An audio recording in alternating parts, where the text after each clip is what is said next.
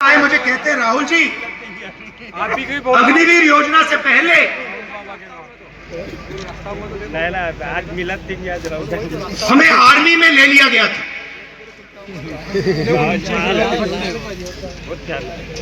1,50,000 युवाओं को हिंदुस्तान की सेना ने और एयरफोर्स ने एक्सेप्ट कर लिया था।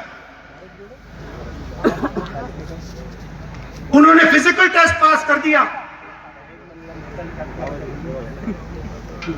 और एक्सेप्टेंस उनको मिल गई।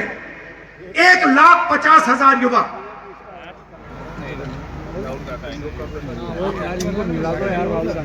मोदी सरकार ने अग्निवीर योजना लागू की और 1,50,000 युवाओं को उन्होंने आर्मी में एयरफोर्स में नहीं आने दिया।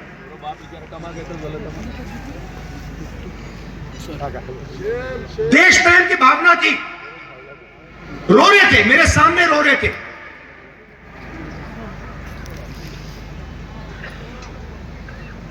आंसू आ रहे थे, कह रहे थे सरकार ने हमारी जिंदगी बर्बाद कर दी है, जिंदगी खत्म कर दी, हमारा मजाक उड़ाया जाता है।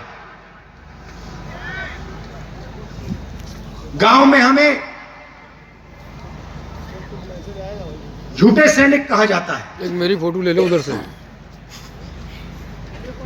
इतनी भी इज्जत नहीं रखी। उनको अग्निवीर योजना में भी नहीं आने दिया।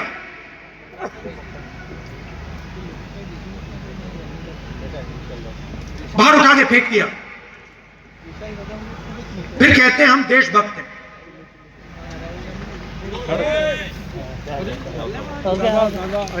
अरे प्रेस वालों को इससे देश का फायदा नहीं होने वाला।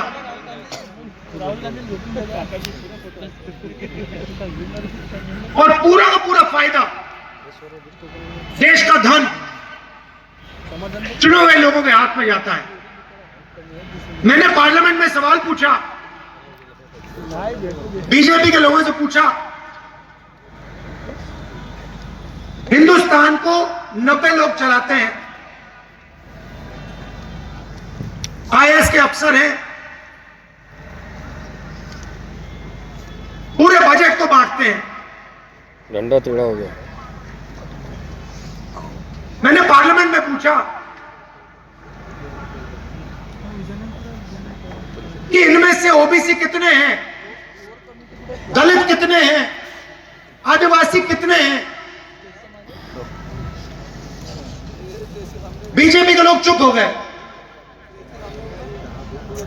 ओबीसी की कम से कम 50% आबादी है, दलितों की 15% आबादी है, आदिवासियों की तकरीबन 12% आबादी है।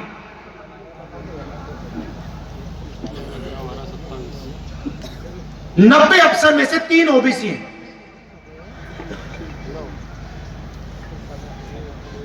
कैसी ओबीसी सरकार चल रही है? उनको कोने में बैठा देते हैं, छोटे छोटे डिपार्टमेंट पकड़ा देते हैं।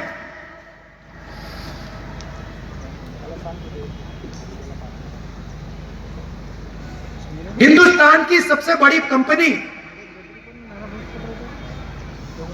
100-200 सबसे बड़ी कंपनी की लिस्ट निकालो, मुझे दिखा दो इनमें कौन सा ओबीसी है, कौन सा दलित है, कौन सा आदिवासी है। स्टेट की ब्यूरोक्रेसी में दिखा दो।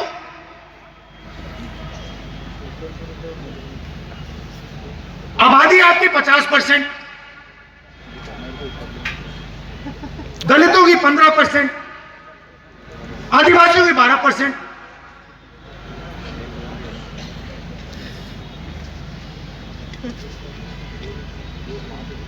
और भागीदारी आपकी कहीं भी नहीं।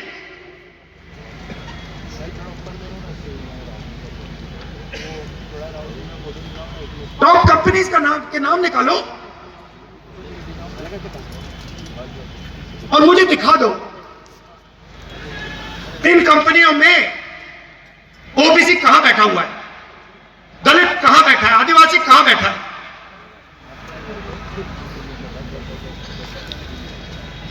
और ये सिर्फ मैं आईएएस की बात नहीं कर रहा हूं, हर फील्ड में ये हालत है।